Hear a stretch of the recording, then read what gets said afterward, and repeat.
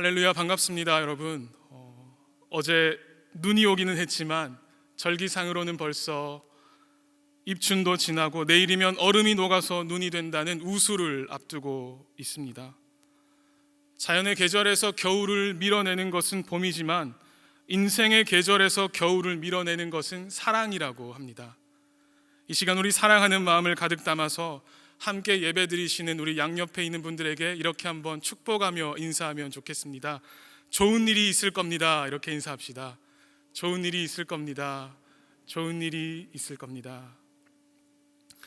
오늘 이 시간 교회 본당에서 또 가정에서 함께 예배드리시는 우리 사랑하는 주님의 교회 성도님 한 분 한 분에게 하나님께서 은혜 주셔서 좋은 일이 있으시기를 간절히 소망합니다. 이 시간 그림을 하나 보여드리겠습니다. 위의 그림은 19세기 말 영국에서 활동한 조지 프레드릭 와츠의 그림입니다. 위에 그림을 자세히 보면은 한 여인이 둥근 공 위에서 슬픈 듯이 고개를 숙이고 하프를 연주하고 있습니다. 그녀의 눈은 가려져 있고 그녀가 가진 하프는 쇠사슬에 묶여 있습니다. 그런데 그림을 좀 자세히 살펴보면 47개 하프줄 중에 마지막 한 줄만 남은 상황입니다. 그런데 여러분, 이 그림의 제목이 바로 희망입니다. 절망이라고 이름을 붙여야 더 잘 어울릴 것 같은데 이 그림의 제목이 희망인 이유는 그림 속 하프에 아직 한 가닥의 하프줄이 남아있기 때문일 것입니다. 이처럼 한 가닥의 줄만으로 연주한 곡이 있습니다. 바로 클래식 음악 중에 우리에게 잘 알려진 G선상의 아리아라는 곡입니다. 이 곡이 G선상의 아리아인 이유는 바이올린의 4개의 현 중에 G선이라는 하나의 줄로만 연주하는 곡이기 때문입니다. 비슷한 이야기를 하나 더 해드리겠습니다. 이탈리아 출신의 세계적인 바이올린 연주자 니콜로 파가니니가 많은 청중들 앞에서 바이올린을 연주하고 있을 때였습니다. 그런데 한 번은 연주 중간에 바이올린의 줄 하나가 툭 하고 끊어져 버렸습니다. 그러나 그는 당황하지 않고 남은 3줄로 연주를 이어가고 있습니다. 그런데 갑자기 줄 하나가 또 끊어졌습니다. 그래도 파가니니는 아무 일 없는 듯이 거침없이 연주를 계속했지만 또 바이올린 줄 하나가 끊어지고 말았습니다.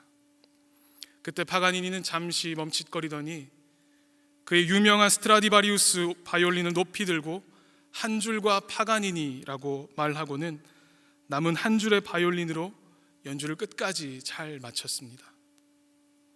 그리고 그는 이 사건을 계기로 더 유명한 연주자가 되었습니다. 인생을 살다 보면 말로 설명할 수 없는 일들이 일어납니다. 특히 우리의 인생에서도 위의 이야기에서처럼 바이올린의 줄이 끊어지듯이 우리가 의지했던 줄들이 끊어질 때가 종종 있습니다. 인간관계의 줄이 끊어지기도 하고 건강의 줄이 끊어지기도 하고 재정의 줄이 끊어지기도 합니다. 이처럼 세상에서 우리가 의지하던 줄들이 다 끊어질지라도 우리에게 마지막 한 줄 예수님이 계시다는 것을 잊지 마시기 바랍니다. 인생의 줄들이 끊어질 때에 하나님을 기대하실 수 있기 바랍니다. 오늘도 마지막 한 가닥 남은 위태롭고 불안한 삶을 살아가는 우리 사랑하는 성도님들께 임마누엘 하나님의 위로하심과 평강이 함께 하시기를 간절히 소망합니다. 오늘은 사순절의 시작을 알리는 재예수요일입니다. 사순절은 재예수요일부터 부활절 전날까지 6번의 주일을 제외한 40일을 말합니다. 금년은 2월 17일부터 4월 3일까지인데요. 사순절은 예수님의 십자가와 고난, 그리고 죽으심, 그리고 마지막으로 부활 사건을 기념하는 교회 절기입니다. 오늘부터 시작되는 사순절 기간 동안 우리의 죄를 위해 고난받으시고 죽으신 후 부활하셔서 우리를 구원의 길로 인도하신 예수님의 사랑과 은혜를 깊이 묵상하실 수 있기 바랍니다. 오늘도 코로나19 확진자가 다시 확산세를 보이며 급증했다는 뉴스를 보았습니다. 코로나19라는 이 낯선 질병이 이렇게 오래 갈 줄 누가 알았겠습니까? 그런데 이 어려움의 시간도 우리가 어떤 태도로 견디느냐에 따라서 우리에게 복이 되기도 하고 또 독이 되기도 합니다. 사실 이 코로나 사태에 긍정적인 교훈과 가르침이 참 많습니다. 코로나19가 우리에게 너무나 힘든 시간임에는 분명하지만 누군가에게 이번 재난은 주님께로 돌아오게 되는 절호의 기회가 되고 있습니다. 그리고 우리 모두는 이번 일로 죽음을 깊이 생각하며 인간의 연약함과 한계를 인정하고 하나님의 섭리를 생각해 보게 되었습니다. 또 이번 일을 통해서 많은 교회와 성도님들이 자신을 성찰하고 회개하는 시간을 갖게 되었습니다. 특별히 예배 중단이라는 이 초유의 사태를 겪으며 진정한 예배자가 무엇인지 우리는 고민하게 되었고, 이번 기회를 통해서 가정 예배와 큐티가 시작되는 등 개인 영성 생활이 정착하기 시작되었다는 분들이 많았습니다.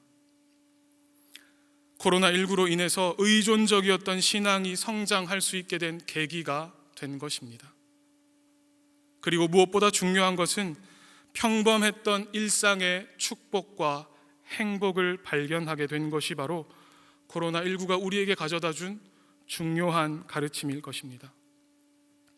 사실 이 밖에도 신천지와 같은 이단의 실체가 드러나게 된 일 등 우리가 조금만 다른 시각으로 낯선 질병을 바라본다면 분명 하나님께서 우리에게 허락하신 이 시간들은 오늘 본문이 말하는 것처럼 재앙이 아니라 우리에게 미래와 희망을 주는 것임에 분명합니다. 사랑하는 성도 여러분, 이처럼 하나님의 은혜는 지금도 계속되고 있음을 믿으시기 바랍니다. 본문을 통해서 우리에게 좋은 일이 있을 것임을 약속해 주신 하나님께서 오늘부터 시작하는 사순절 기간을 우리가 어떻게 지내기를 원하시는지 말씀을 통해서 하나님의 은혜를 함께 나누기를 원합니다. 먼저 첫 번째는 지금의 삶에 최선을 다해야 합니다. 오늘 본문에는 바벨론에 끌려가 70년의 포로 생활을 하고 있는 유다 백성들이 등장하고 있습니다. 하나님께서는 이러한 상황에 있는 유다 백성들을 향해서 이렇게 먼저 말씀하십니다. 오늘 본문의 예레미야 29장 5절에서 7절을 제가 읽겠습니다. 너희는 집을 짓고 거기에 살며 텃밭을 만들고 그 열매를 먹으라. 아내를 맞이하여 자녀를 낳으며 너희 아들이 아내를 맞이하며 너희 딸이 남편을 맞아 그들로 자녀를 낳게 하여 너희가 거기에서 번성하고 줄어들지 아니하게 하라. 너희는 내가 사로잡혀 가게 한 그 성읍의 평안을 구하고 그를 위하여 여호와께 기도하라. 이는 그 성읍이 평안함으로 너희도 평안할 것임이라. 아멘. 하나님께서는 바벨론에서 포로로 잡혀있는 유다 백성들에게 그곳에서 대충 살지 말고 결혼도 하고 자식도 낳고 번성하면서 그리고 그 땅을 축복하며 살으라고 말씀하고 있습니다. 그 당시 하나냐 같은 거짓 선지자들은 유다 백성들이 바벨론에 머무르는 이 포로 생활이 짧은 기간에 끝날 것이라고 예언했습니다. 그래서 많은 유다 백성들은 바벨론에 정착하지 않아도 된다고 생각해서 주어진 현실의 삶에 최선을 다하지 않았습니다. 하루하루를 선용하지 못했습니다. 그러나 예레미야는 유다 백성들이 바벨론에서 포로로 잡혀 있어야 할 이 포로 기간이 오랫동안 지속될 것이기에 그곳에 정착하려는 노력을 해야 한다는 말이었습니다. 다시 말해서 지금 현재 주어진 삶에 최선을 다하며 살아가라는 말이었습니다. 사실 예레미야의 이 말은 바벨론의 포로로 끌려간 유다 백성들에게는 정말 당황스러운 명령임에 분명합니다. 그러나 예레미야 선지자가 언급한 70년이라는 기간은 가장 좋은 기간에 가장 좋은 상태로 고국에 돌아가게 하시려는 하나님의 사랑의 계획이 담겨 있었습니다. 우리는 나에게 좋은 것을 약속하신 하나님의 회복의 때를 기다리며 오늘 우리에게 주어진 현재 삶의 자리에서 최선을 다하며 살아가야 합니다. 부활하신 예수님께서는 베드로를 찾아가셔서 내가 나를 사랑하느냐고 지금 사랑을 물어보셨습니다. 여러분, 믿음은 현재형으로 의지하는 것입니다. 어제의 믿음은 오늘의 믿음이 아닐 가능성이 높습니다. 우리가 오늘 당면한 문제를 해결하려면 오늘의 믿음이 우리에게 반드시 있어야 합니다. 또 예수님께서는 겟세마네 동산에서 제자들을 향해서 지금 깨어 기도하라고 하시며 신앙의 현재성을 강조하셨습니다. 오늘 본문에 등장하는 유다 백성들은 불확실한 미래를 살아가는 바벨론에서의 생활이 불안하고 두려웠습니다. 사실 우리도 이처럼 확실하지 않은 앞날을 두려워하며 살아갑니다. 우리가 인생을 살아가며 두려워하는 이유는 지금 살아계셔서 나를 위해 일하시는 하나님에 대한 신뢰가 그만큼 떨어졌기 때문입니다. 사랑하는 성도 여러분, 세상 모든 것이 불확실하지만 확실한 것 한 가지가 있습니다. 그것은 바로 하나님께서 나를 사랑하시며 하나님께서 나를 지켜주신다는 그 사실입니다. 여러분, 이 사실을 꼭 기억하실 수 있기 바랍니다. 2020년 2월 23일 제의 수요일을 앞둔 주일, 담임 목사님께서 기도하는 사람이란 제목으로 오늘 본문인 예레미야 29장 본문으로 설교하신 적이 있습니다. 이 설교의 한 부분을 소개해 드리겠습니다. 심리학에 대체의 법칙이란 것이 있습니다. 뇌는 동시에 두 가지 반대의 감정을 가질 수 없다는 것입니다. 즉, 사람의 머리에는 오직 의자가 하나만 놓여 있다는 것입니다. 절망이 먼저 앉아버리면 희망이 앉을 자리가 없고, 반대로 희망이 먼저 앉아버리면 절망이 앉을 자리가 없다는 것입니다. 결코 희망과 절망은 함께 앉을 수 없다는 것입니다. 오늘의 본문 예레미야 29장 11절은 이렇게 말합니다. 여호와의 말씀이니라. 너희를 향한 나의 생각을 내가 아나니 평안이요 재앙이 아니니라. 너희에게 미래와 희망을 주는 것이니라. 아멘. 위에서 말한 대체의 법칙을 오늘 본문에 대입해 본다면 이스라엘 백성들이 하나님의 말씀을 받아들이기만 하면 절망이나 두려움이 앉을 자리가 없다는 말입니다. 낯선 질병이 길어지면서 우리는 현실에 대한 두려움 때문에 근거 없는 절망에 빠질 때가 있습니다. 그리고 나의 두려움의 감정이 현실에서도 이어지게 될 것이 분명하다고 확신하며 확증 편향에 빠지게 됩니다. 사랑하는 성도 여러분, 우리에게 미래와 희망을 약속해 주신 하나님의 말씀을 붙드시기 바랍니다. 우리 모두에게는 각자 맡은 자리가 있습니다. 현재 여러분의 자리에는 이유가 있습니다. 하나님께서 보내신 그 자리에서 할 일을 하는 것이 여러분의 사명입니다. 하나님께서 보내신 그 자리에서 내 역할을 하는 것이 하나님께서 나를 보내신 뜻을 이루며 살아가는 삶이라는 것입니다. 힘들고 어려운 일이 오더라도 하나님께서 나를 이곳에 두신 이유를 생각해 보실 수 있기 바랍니다. 오늘 하루도 좋은 일이 있을 것임을 약속하신 하나님의 말씀을 붙들고 하나님께서 부르신 자리에서 지금 최선을 다하며 살아가시는 여러분들이 되시기를 간절히 소망합니다. 두 번째는 기도해야 합니다.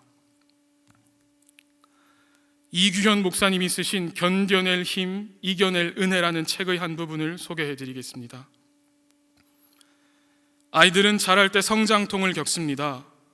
부모는 자녀가 고통을 겪지 않도록 하기 위해서 애씁니다. 그러나 그것은 좋은 것이 아닙니다. 고통을 겪지 않으면 자라지 않습니다. 차라리 내가 고생하는 게 낫지 아이들이 고생하는 것은 볼 수 없다라고 생각하는 부모들이 있는데, 그런 생각은 오히려 자식을 망칩니다. 지능 지수가 높은 것보다 역경 지수가 높아야 합니다. 작은 파도를 이겨내는 법을 배워야 험난한 파도를 이겨낼 수 있습니다. 신앙이 성장하는데도 고통이 필요합니다. 언제 기도를 배울 수 있습니까? 고통을 통해 기도를 배울 수 있습니다. 힘들고 어려울 때 우리는 비로소 하나님께 나아가는 법을 배웁니다. 고통을 통과하면서 기도를 배웁니다. 고난의 깊은 골짜기에서 주님을 만납니다. 기도가 무엇인지 아는 사람은 고난을 경험한 사람입니다. 하나님께서는 유다 백성들을 바벨론에 두셨지만 너희를 향한 나의 생각은 평안이며 미래와 희망을 주는 것임을 말씀하셨습니다. 그리고는 이렇게 말씀합니다. 오늘의 본문 예레미야 29장 12절과 13절을 우리 함께 읽어보겠습니다. 시작. 너희가 내게 부르짖으며 내게 와서 기도하면 내가 너희들의 기도를 들을 것이요 너희가 온 마음으로 나를 구하면 나를 찾을 것이요 나를 만나리라. 아멘. 하나님께서는 바벨론에서도 기도하고 하나님을 찾으면 내가 너희들의 기도를 듣고 나를 만날 것이라고 오늘 본문을 통해서 말씀해 주셨습니다. 인생을 살다 보면 정말 별의 별일이 다 일어납니다.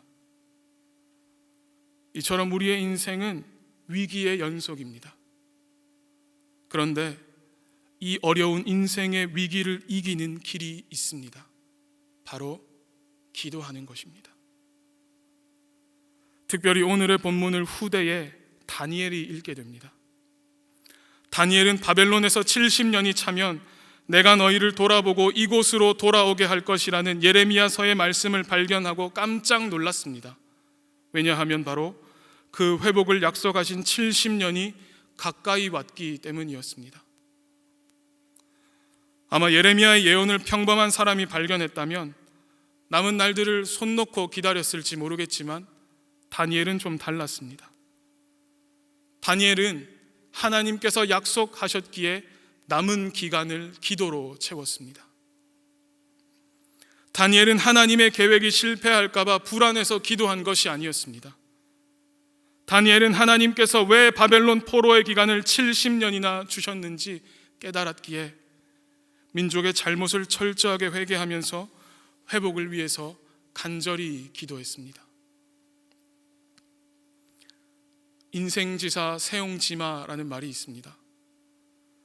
키우던 말이 있었는데 그 말이 집을 나갔으니 불행이었지만 얼마 후에 그 말이 집으로 돌아왔는데 다른 말 한 마리를 데리고 왔기에 복이 되었습니다. 그런데 그 말을 타고 놀던 아들이 말에서 떨어져 다리가 부러졌으니 다시 불행인 줄 알았는데 전쟁이 나서 모두가 징병으로 끌려가는데 다리를 다친 아들은 면제를 받았으니 복이 되었습니다. 우리의 인생의 불행 속에 복이 숨어 있습니다. 하나님께서는 우리의 모든 상황 속에서 일하고 계시는 분이심을 기억하시기 바랍니다. 코로나19가 장기화되면서 전염병과의 싸움에 모두가 지쳐가고 우리의 인내심 또한 바닥을 드러내고 있습니다. 특히 일부 교회와 기독교 단체들의 일탈 행위로 교회를 향한 적대감이 높아지고 있는 이때에 우리는 먼저 자신을 정직하게 돌아보고 나라와 민족을 위해서 기도하며 살아가야 합니다. 주님의 교회가 다시 이 땅에 희망이 되는 날이 올 수 있도록 우리가 함께 마음을 모아 간절하게 기도해야 하는 것입니다. 우리는 민족의 죄를 자신의 죄로 여기고 절박하게 회개했던 다니엘처럼 기도해야 합니다. 나라와 민족의 아픔을 가슴에 품었던 눈물의 선지자 예레미야처럼 기도하며 살아가야 합니다. 여러분, 하나님께서 여러분의 마음에 은혜와 감동을 주실 때 그 선한 결정을 미루지 마시기 바랍니다. 지금 선한 결정을 미루면 악한 결정이 반드시 밀고 들어오게 되어 있습니다. 기도의 사람이 되어서 이 믿음의 선한 싸움을 끝까지 싸우겠다는 결단이 있으시기를 간절히 소망합니다. 예레미야 선지자는 바벨론 포로로 잡혀간 백성들을 위해 눈물로 기도했습니다. 그리고 그 기도는 절망에 빠져있던 이스라엘 백성들에게 큰 용기와 희망을 심어주었습니다. 사랑하는 성도 여러분, 지금 내가 겪어가는 이 인생의 위기가 축복이 될 수 있는 이유가 있습니다. 바로 위기를 통해서 기도를 배울 수 있기 때문입니다. 위기가 기도하게 만드는 것입니다. 편안한 상황에서는 기도의 사람이 나오지 않습니다. 기도에 헌신하는 사람들의 공통된 특징은 위기를 많이 경험한 사람들입니다. 트렌드 코리아와 아프니까 청춘이다라는 책을 쓴 서울대학교 김난도 교수님은 전국의 대학생 11,000명에게 당신 인생의 전성기는 몇 살이라고 생각합니까? 라고 물었습니다. 그런데 결과가 정말 놀라웠습니다. 바로 28.96세였습니다. 여러분, 인생의 전성기가 정말 29세라고 생각하십니까? 물론 대학생을 대상으로 한 조사였지만 우리는 각자의 인생을 향해서는 이렇게나 지독한 근시입니다. 29에 인생의 절정을 맞아야 한다고 생각하니까 잠깐의 뒤처짐도 초조해지는 것입니다. 미래에 대한 불안감으로 마음이 늘 급해집니다. 저는 많은 현대인들이 느끼는 이 불안감의 원인을 기도의 부재에서 찾고 싶습니다. 기도가 없으니 조급해지는 것입니다. 여러분, 기도 없이 지나치게 열심히 살지 마시기 바랍니다. 너희가 내게 와서 부르짖으며 내게 와서 기도하면 내가 너희들의 기도를 들을 것이요라고 하신 하나님의 약속의 말씀을 기억하실 수 있기 바랍니다. 사랑하는 성도 여러분, 사순절을 보내며 우리의 부르짖음을 기쁘게 들으시고 우리를 만나주실 하나님을 기억하며 기도하며 살아가는 복된 한 주가 되시기를 간절히 소망합니다. 마지막으로 세 번째는 하나님의 음성을 잘 들어야 합니다. 오늘 본문에서 계속 반복되는 문장이 있습니다. 바로 여호와의 말씀이니라 라는 말입니다. 하나님의 음성은 사실 오늘 본문이 쓰여진 바벨론 포로기뿐만 아니라 오늘날 우리들에게도 계속 들려지고 있습니다. 우리는 아프지만 귀담아 들어야 할 메시지를 달게 듣고 욕망의 걸음을 멈출 수 있어야 됩니다. 특별히 하나님의 음성을 귀담아 듣기 위해 듣는 마음이 필요합니다. 하나님과 상관없는 삶, 하나님의 진노를 자초하는 삶에서 돌이켜 하나님의 음성을 듣고 진실된 회개의 삶을 살아가시기 바랍니다. 그리고 하나님께서 좋은 말로 하실 때 어서 돌아서실 수 있기 바랍니다. 불안한 인생을 살아가느라 우리는 생각이 너무 많습니다. 여러분, 너무 깊이 생각하지 마십시오. 사실 말이 생각이지 실제는 하나님의 일하심에 대한 의심이나 불평일 때가 훨씬 더 많습니다. 오늘도 생명을 걸고 하나님의 말씀을 들으실 수 있기 바랍니다. 들으면 변화됩니다. 들으면 살아납니다. 들어야 믿음이 생기고 들어야 전할 것이 있습니다. 그리고 하나님의 말씀을 들으면 나 자신이 죄인임을 깨닫게 됩니다. 누군가 나에게 놓으라고 해주지 않는다면 스스로 자기 객관화를 해야 발전이 있다고 합니다. 그런데 중요한 것은 우리는 지속적으로 스스로를 객관화하며 살아갈 수 없다는 것입니다. 그래서 여러분, 하나님의 음성을 듣고 주님의 코칭을 받아들이실 수 있기 바랍니다. 하나님의 음성을 통해서 내 마음대로 살 뻔한 하루하루를 교정받으실 수 있기 바랍니다. 중국에 모소라는 대나무가 있습니다. 농부들이 아주 정성을 들여서 키우지만 4년이 지나도록 3cm밖에 자라지 않는다고 합니다. 그러던 모소 대나무가 5년째부터는 하루에 30cm가 넘게 자라기 시작해서 몇 주 만에 숲을 이룬다고 합니다. 성장이 멈춘 것처럼 보이는 그 5년 동안 대나무는 보이지 않는 곳에서 땅속 깊이 뿌리를 내리고 있었던 것입니다. 그래서 엄청난 깊이와 넓이로 퍼져 있던 뿌리가 단번에 많은 양의 물과 양분을 흡수하게 되어 급속도로 성장할 수 있게 되는 것입니다. 우리 인생에도 상황이 막히고 진행이 멈춘 재앙처럼 느껴지는 때가 종종 있습니다. 여러분, 주께서 내 길을 멈추게 하실 바로 그때에 모소 대나무처럼 뿌리를 깊이 내리는 시기로 선용하시기 바랍니다. 남은 한 주도 하나님의 음성을 잘 들으셔서 기도의 뿌리와 믿음의 뿌리를 깊이 내리실 수 있기를 간절히 소망합니다. 마지막으로 제 이야기를 잠깐 드리고 말씀을 마치려 합니다. 여러분, 저는 대학 대입 수능 시험을 제외하고는 대부분의 시험을 2번 이상 치르며 살아왔습니다. 부끄럽지만 운전면허 시험도 2번 쳤습니다. 제 인생은 이렇게 늘 실패와 맞닿은 실패 수렴의 인생을 살아왔습니다. 저는 인생의 실패를 통해서 자연의 계절은 순서대로 오지만 인생의 계절은 순서대로 오지 않음을 깨달았습니다. 많은 실패를 맛보며 저는 내 인생에 하나님이 함께 하셔야 된다는 것을 깨달았습니다.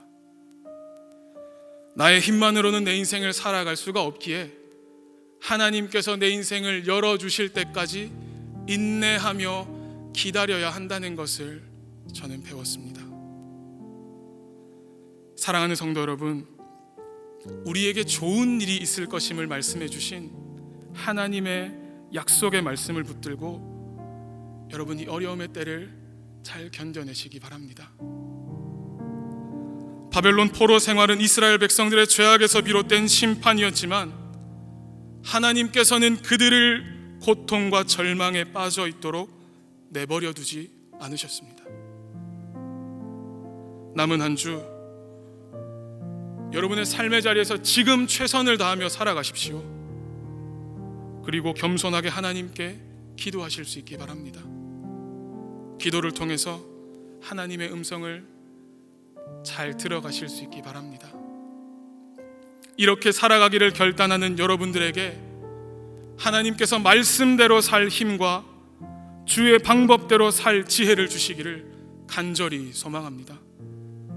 오늘부터 시작되는 사순절 기간 동안 예수님의 십자가를 깊이 묵상하고 하나님이 약속하신 좋은 일들을 풍성하게 누리며 살아가는 우리 사랑하는 주님의 교회 성도님 한 분 한 분이 되시기를 예수님의 이름으로 축원합니다. 하나님 아버지, 현실의 여러 가지 두려움 앞에 믿음 없는 사람처럼 살아가는 우리를 불쌍히 여겨 주시옵소서. 우리의 인생이 여전히 시련의 때를 지나가고 있더라도 그 무엇도 우리를 하나님의 사랑에서 끊을 수 없음을 기억하게 하여 주시옵소서. 그래서 현재의 고난은 지나가는 것임을 기억하게 하여 주시옵소서. 이제는 더 이상 두려움을 묵상하지 않고 이 길 끝에 서 계신 예수님을 바라보며 낙심과 좌절을 이기게 하여 주시옵소서.